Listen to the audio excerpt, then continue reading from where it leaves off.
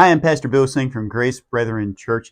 And one of my interests as a pastor, and one of my interests just as I really began my whole ministry journey, has been the relationship between faith and science and just sort of the metaphysical sort of questions, namely the origins of the universe, the origin of life, and those big questions that really shape a worldview. You see, I personally believe in creationism, the biblical account of how the world was created, how the universe was created. I don't think there was anything that existed except for God before he created the universe. Therefore, everything that was made, everything that you can see was made by God. Obviously, I'm saying that in terms of nature. You and I were created by God. When we look at the cabinets and stuff, that the raw materials that those are made out of are made by God, but we simply utilized those materials and built things that we wanted. But God is the creator of all things. He's the creator of the universe. He's the creator of our planet. And what's the competing idea with that these days? Well, there's different competing ideas. Not a lot of them really have a whole lot of leverage, I guess, in terms of swaying people of their credibility. Probably the most popular one is the Big Bang Theory. And it's fascinating because with the Big Bang Theory, a lot of Christians tend to accept this one. And so a lot of people would say that, what, that's not really a roadblock for people in regards to their faith. And supposedly the Big Bang happened billions of years ago, and it began with a basically more or less nothing, and all this nothing was condensed into a very, very, very, very, very, very tiny point. And then somehow this nothing exploded, and thus out of this nothing, everything came to be. And where this resonates with Christians is that Christians will say that, well, nothing can't basically, and I know explode is the wrong word for it, but nothing cannot explode and create everything. That there has to be some sort of divine hand at work. And therefore, it sounds similar to the biblical creation account, because it says, in the beginning, God created the heavens and the earth. And he said, let there be light. And there was light. And so that God spoke things into being out of nowhere. Now, I don't want to argue much with Christians who think that the Big Bang model is a good scientific model for understanding the formation of the universe. But I have certain things against the Big Bang model myself. Namely, that when it comes to the Big Bang model that is oftentimes used by people that don't believe in God. So you see, there's this sort of dualism, I guess you can say, that happens with it. That one camp says, oh yeah, the Big Bang definitely affirms the reality that there is God, because it affirms that there was a beginning to the universe. While the other side, what they say is that no, there is no way that the Big Bang needs God to play a part in it whatsoever. And they come up with ideas that go beyond the point of I don't know, all of the matter and antimatter condensed into nothing. I don't even fully understand, to tell you the truth, but at the end of the day, we know that that there is. It just doesn't make a whole lot of sense for there not to be a starting point with it. But that is actually a very good place for us to comment. For me to comment on not necessarily the problem with the Big Bang Theory per se, but with the idea that there would be no creator, that there is no God, that there is no transcendent intellect that formed the universe, that created everything as it is. The problem is that if somebody says that they do not believe in God, and they say that the Big Bang disproves the idea of God, because more or less an ideology that takes the supernatural out of the picture will say that God's not necessary. But the problem is that for those people that take the supernatural out of the picture, they have one problem: the origins of the universe. That does not have a natural origin. It cannot have a natural origin, because at some point there has to be a beginning in natural terms.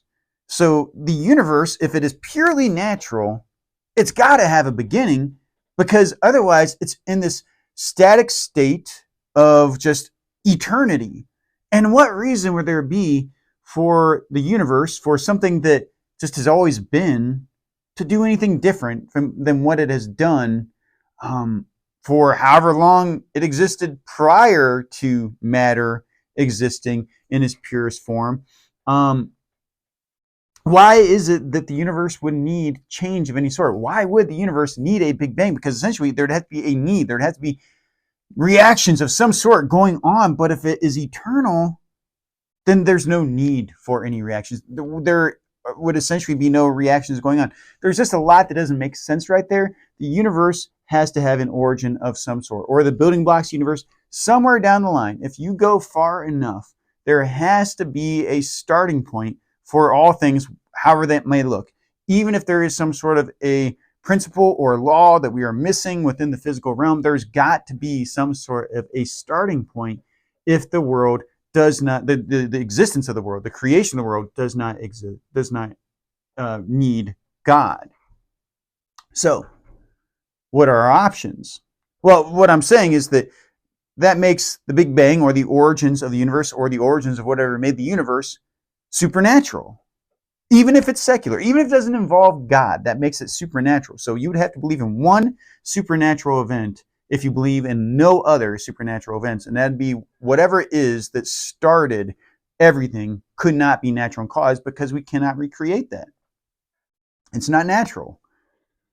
But God himself is supernatural. He is the first cause. God has been forever. He is eternal. He does not need anything to make him. He's not created. He has always been, and he is intelligent. Now, why does that make a difference right there? Well, because nothing exploding and creating everything for no reason makes no sense whatsoever.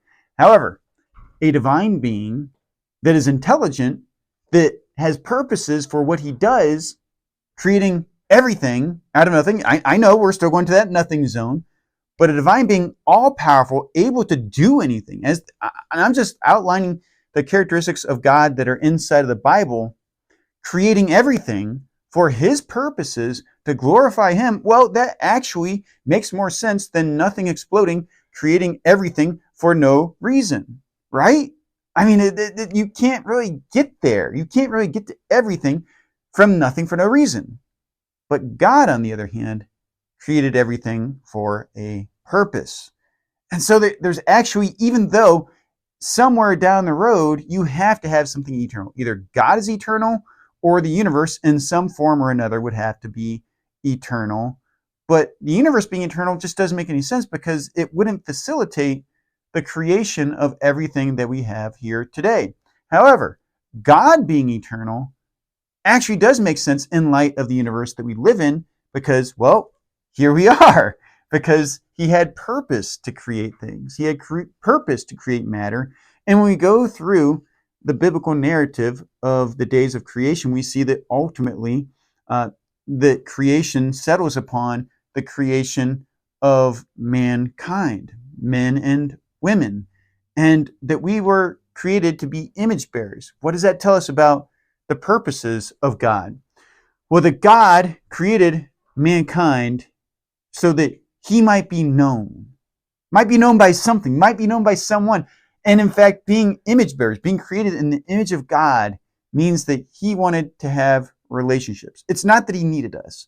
It's not that there is something that God needed added to him to be complete, but rather God chose to create us for the sake of his glory, so that he could share that with those that he created. So I think that's good enough for this first episode of this series that I'm going to be doing. And again, I just really want to address these issues, because I think that too many people are just blindly accepting the idea that there is no God, and think that evolution and the Big Bang make sense of the universe without the need of God to explain those things.